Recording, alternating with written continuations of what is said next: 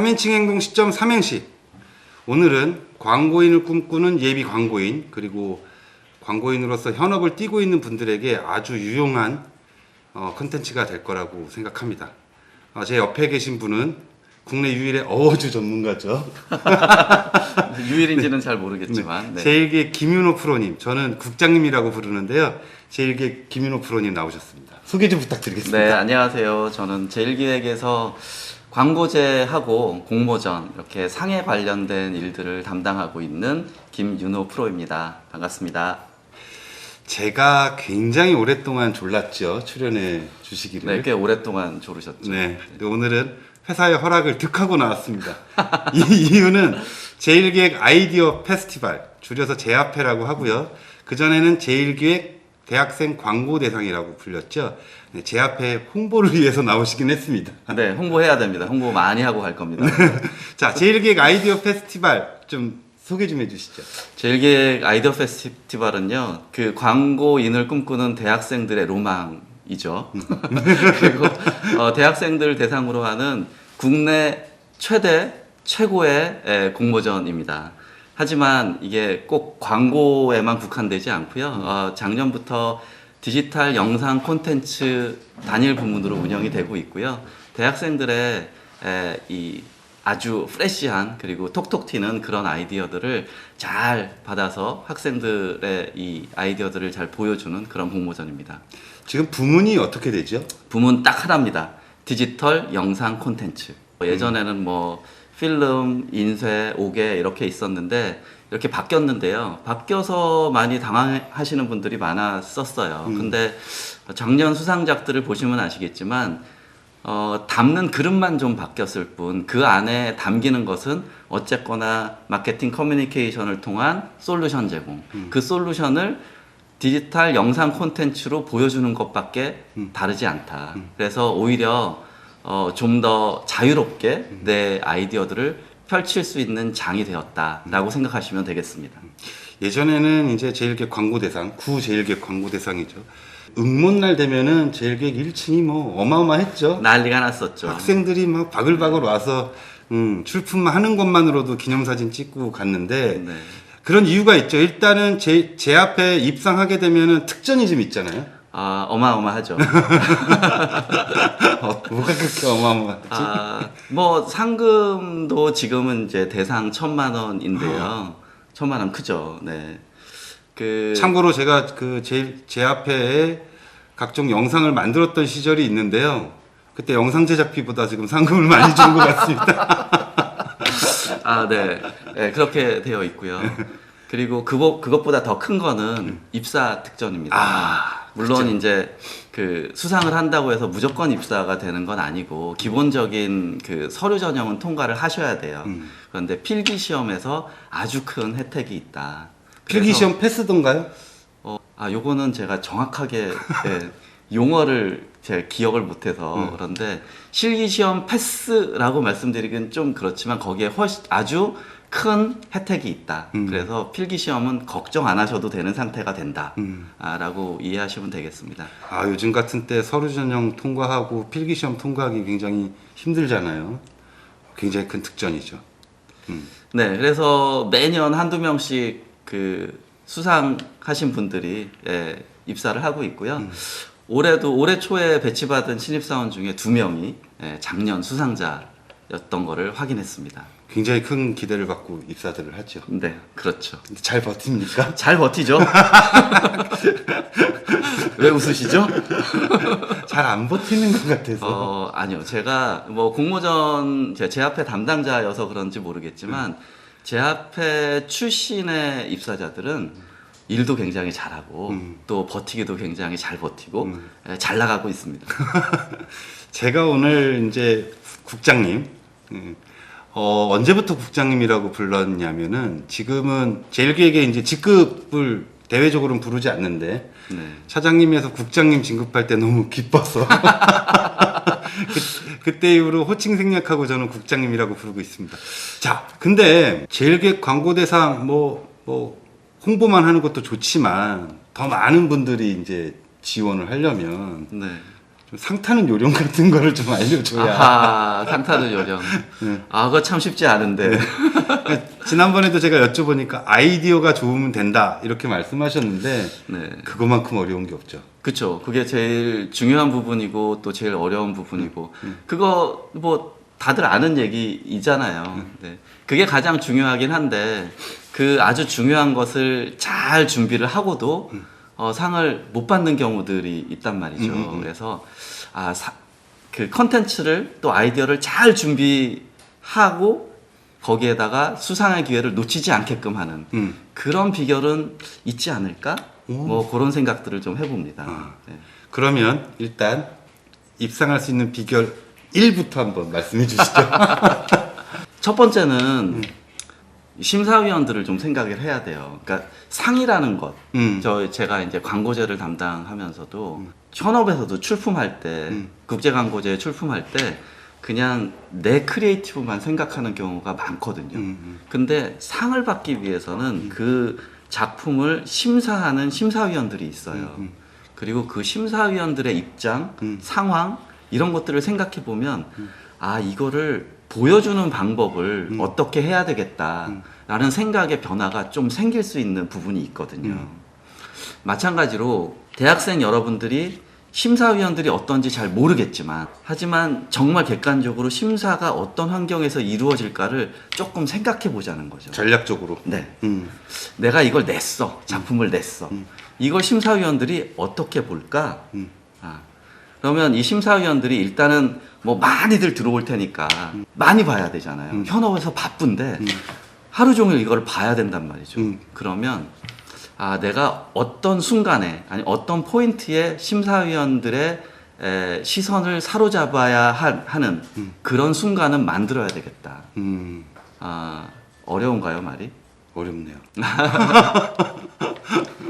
내 아이디어가 무엇에 중점을 두고 있는지를 간단 명료하게 보여줘야 된다라는 얘기입니다.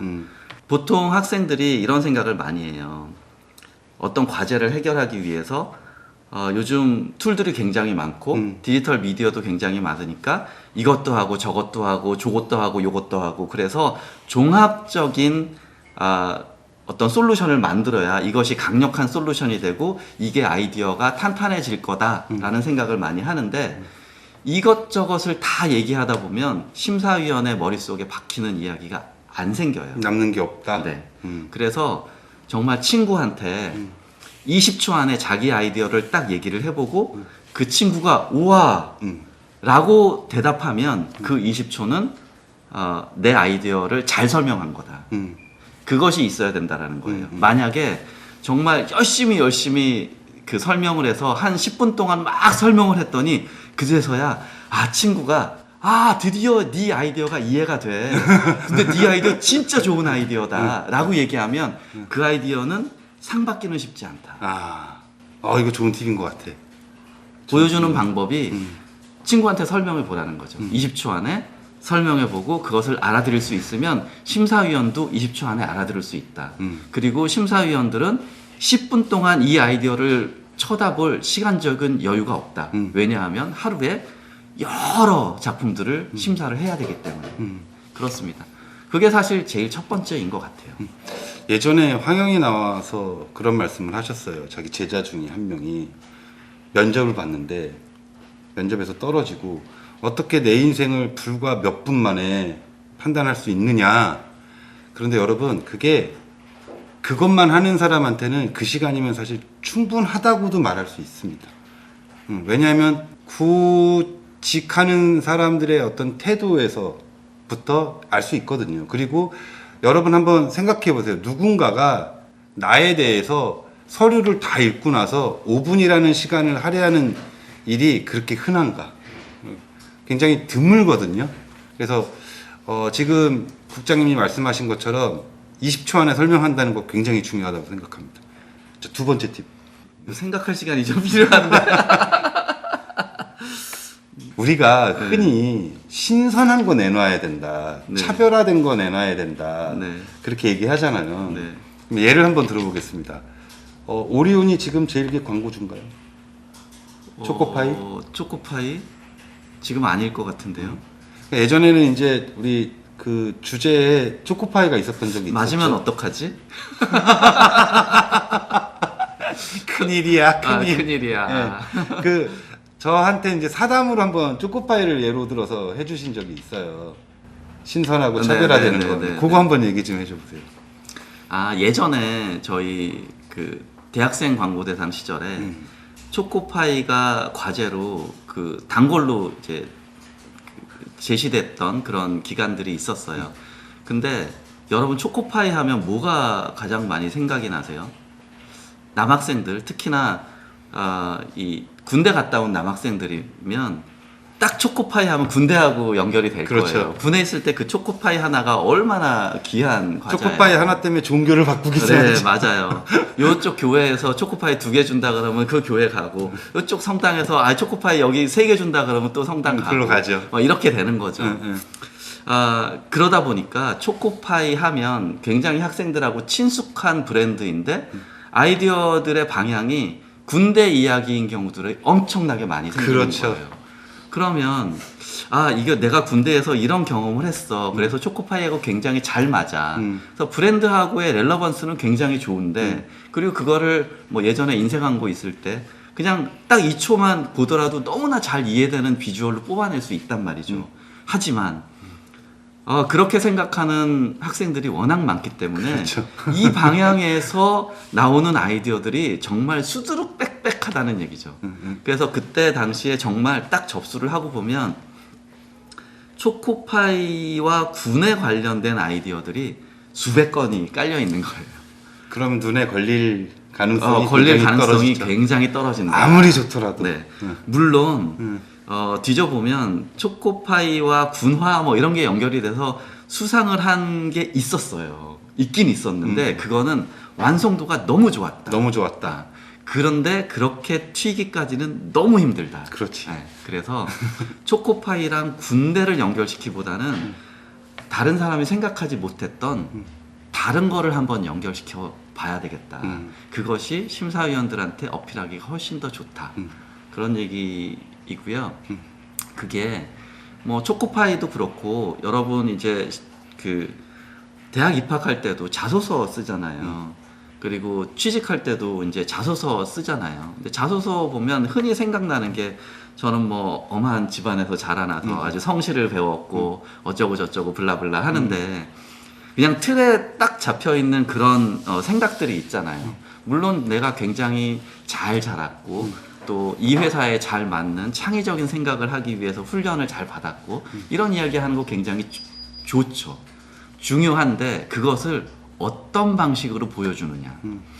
남이 이야기하는 방식하고 똑같이 얘기하기 시작하면 굉장히 어려워지는 거고 거기에서 뭔가 다른 이야기를 하나 소재라도 다른 것들을 하나 끌고 들어와서 거기서부터 이야기를 풀어보면 다른 이야기를 할 수 있는 것 같아요. 저도 이제 입사 시험을 볼 때 여러 회사에 이제 입사 시험을 보고 옮길 때도 뭐 면접을 하고 했는데 저는 이력서에 연극반이라는 걸 써놓으니까 이 면접하시는 분들이 저의 뭐 다른 것보다도 연극반에 대해서 물어보더라고요. 그럼 저는 뭐 할 얘기 좀 있었거든요. 그 얘기하면 끄덕끄덕끄덕하고 굉장히 좋아하셨어요. 그러니까 내가 경험했던 무언가에 좀 다른 사람하고 좀 다른 거 그런 거 하나를 끌고 들어와서 얘기를 해주면 훨씬 더 신선한 이야기들이 되지 않을까. 그렇습니다. 오늘 아침 기사 봤는데 이제 구찌하고 아디다스하고 콜라보 하면서 구찌다스. 그러니까 안 어울릴 것 같은 스트리트 브랜드하고 명품 브랜드하고 네. 붙여놓으니까 사람들이 더 많은 관심을 갖고 뭐 오메가하고 스와치하고 이번에 또 콜라보해서 낸 거는 뭐 요즘 오픈런이라고 하나요? 달리기 하는 거? 샤넬런 이런 것처럼. 네. 그러니까 안 어울릴 것 같은 조합에서 연상을 해보는 것도 공모전을 준비하는 데는 큰 도움이 될 것 같다. 그렇죠. 네, 생각합니다. 자, 팁 3. 생각해 오라고 했어야지. 이렇게 와가지고 또 뭐 했지? 원래 우리가 네. 묵은본 토크, 무대본 태클 토크를 지향하는데 오늘은 사실은 저희 권풍풍 작가가 준비를 하긴 했어요. 근데 출연하신 취지 안 맞다고 제 앞에 얘기를 앞에 한 7 이상은 하셔야 된다고 그래서 억지로 지금 끌고 가고 있습니다. 또 한 가지는 지켜야 할 것이 있고 지키지 않아도 될 것이 있다. 뭐지? 그러니까 지켜야 할 것은 사실 요강에서 출품의 최소한의 조건들, 그러니까 파일의 크기라든가 뭐 픽셀 수라든가 이런 것들은 반드시 지키셔야 해요. 제시되어 있는 것들은. 근데 지키지 않아도 될 것들은 제시되어 있는 어떤 과제 자료들. 이제 학생들이 시장 상황이나 이제 브랜드에 대해서 알기 힘들기 때문에 과제 자료를 제시를 해드리거든요. 근데 주최자의 입장에서 저는 되도록이면 과제 자료를 간단하게 제시해드려요.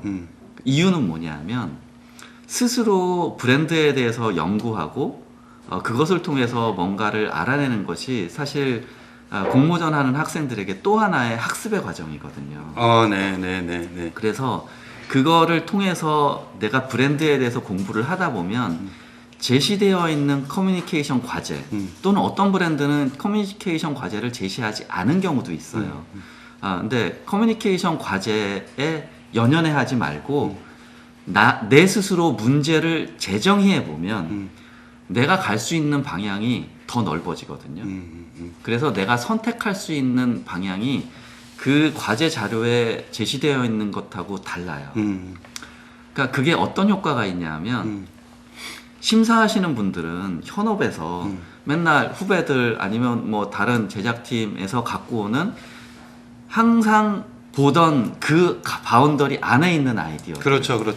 그것들만 받아본단 말이죠. 그렇죠. 그런데 학생들이 문제를 재정의하고 나는 전혀 생각지도 못했던 그냥 이게 문제라고 생각해 라고 재정의하고 다른 아이디어들을 갖고 오면 심사하는 사람들은 이거 내가 못 보던 아이디어인데 이거 굉장히 신선한데 하고 다시 한번 보게 된다는 거죠. 그래서 최소한의 사양은 지키더라도 어떤 과제나 아니면 생각의 방향이나 이런 것들에 대해서는 과감하게 경계를 뛰어넘어 보시라. 그것이 오히려 나의 아이디어를 훨씬 더 신선하게 만든다 라고 말씀드리고 싶습니다. 저 이거 완전히 동의합니다. 저희가 통상 영상을 수주하거나 하면은 견적의 범위가 사고의 범위거든요. 그렇죠. 그래서 견적의 범위를 넘어가는 아이디어는 안 내려고 하는데 마찬가지인 겁니다. 이제 제1기획에서 이 과제에 따라 어떤 기준을 제시해 주면 좀 열려 있는 공간으로 생각을 좀 많이 해보라는 뜻인 거잖아요. 그 사고의 틀에 갇히지 말고 1, 2, 3. 네. 됐죠? 1, 2, 3. 지금